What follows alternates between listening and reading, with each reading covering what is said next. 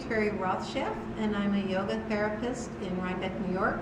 I do a lot of work with people with mobility issues and balance issues in the water. I'm going to show you a short sequence to help improve your balance.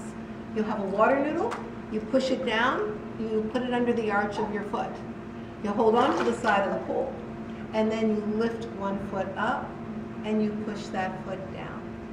Lift the foot up and down. One more time, up and down. Then take your knee up, open your hip outward, and push the foot down. Let the leg float up and down and up and down. Let your leg come up. Now cross the foot across from you, taking the knee towards the side of the pool, and then open it outward. Cross it and open it. Take the leg out in front, push the foot down, straighten the leg out in front as far as you can, and then bend the knee and lift it up and pull it back.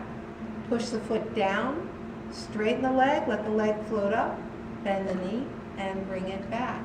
Last one, straighten the leg behind you with the noodle and bring it forward.